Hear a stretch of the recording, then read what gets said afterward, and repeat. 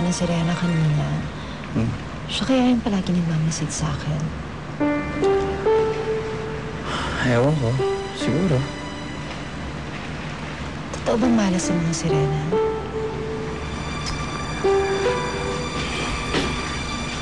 Alam mo, Lucia, dapat siguro hindi mo muna iniisip yung mga ganyan bagay. Dahil gabi natin ngayon, ako muna ang intindihin mo.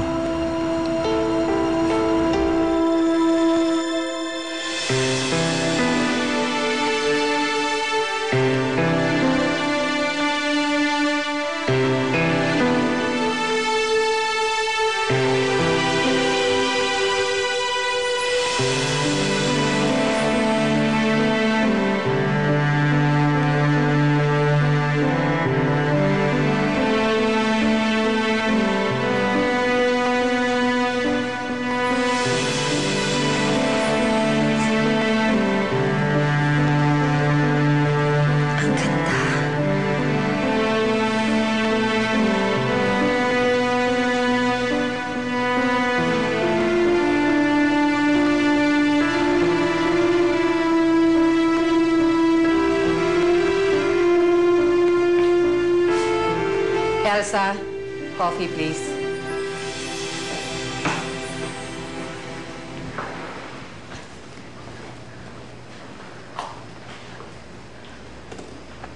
Ma, gusto niyo pong magmerienda?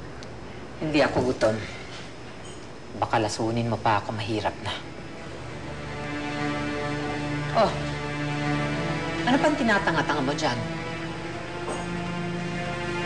Ma,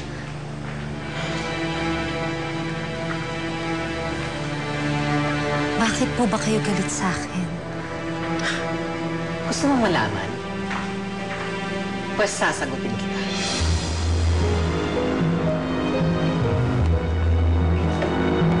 Galit ako sa'yo dahil tanga ka. Marami akong pangarap para sa anak ko. Bata pa yan, sinasabi ko.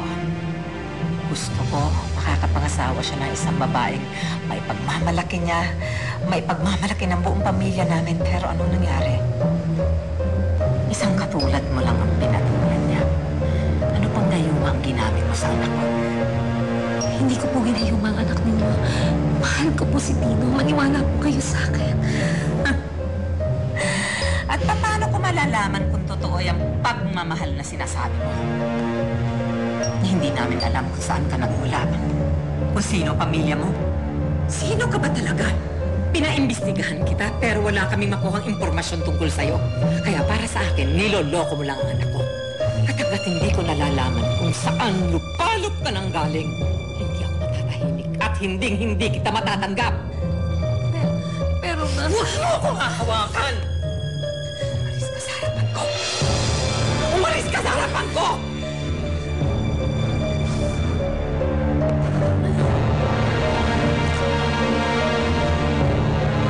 Sia? Sia?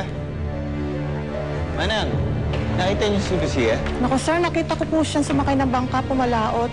Umiiyak nga po siya, hindi ko na po siya napigilan. Bakit na siya umiiyak?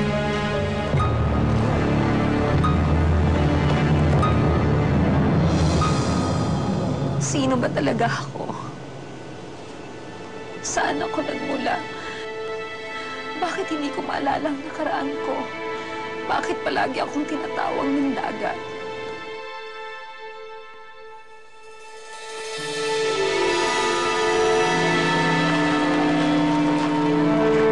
Lucia! Lucia! Umalis ka na dito. Delikado ka. Nagpadala na ang reyna ng mga kalaban. Umalis ka na dito. Hindi na mahalaga yun. Basta umalis ka na dito.